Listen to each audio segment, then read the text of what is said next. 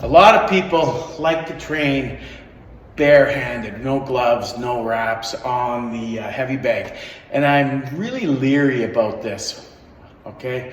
But I do it myself because if you can throw punches on the heavy bag without gloves on, you'll get used to where your wrist has to be so you don't injure it.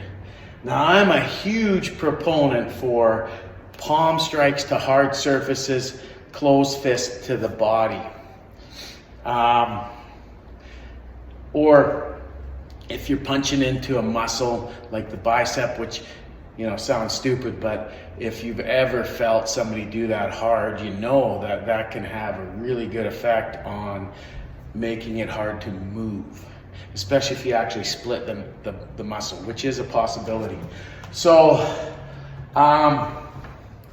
when I work on a swinging bag, I love regular heavy bags because they move and then you can respond to their movement, right? So if I'm working on this bag, now I never just go willy-nilly about this. I've spent time with gloves and wraps.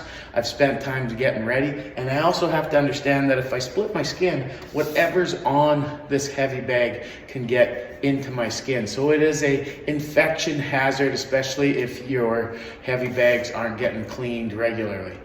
Disinfect your bags, people. All right.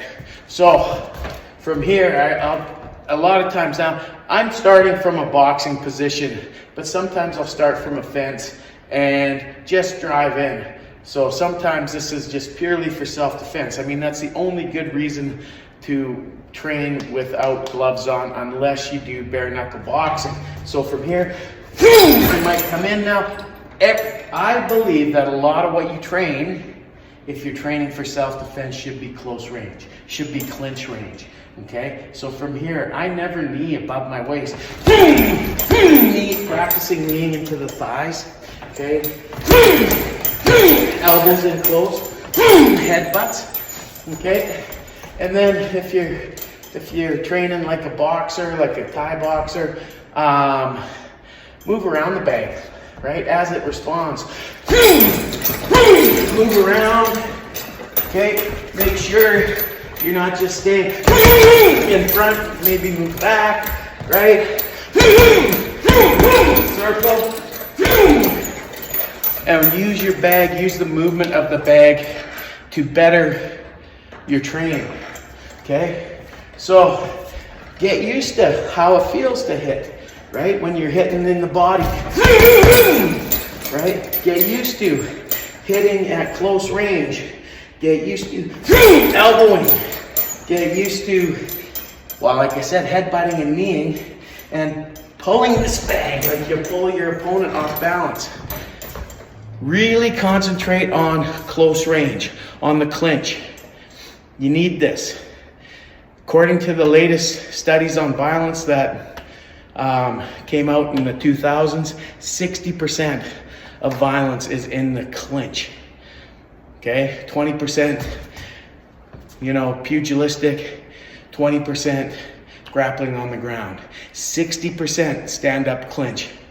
You need to really get good at that. We're talking about training bag work. Let's not forget that a lot of problems have been solved by people having just a really good, hard cross.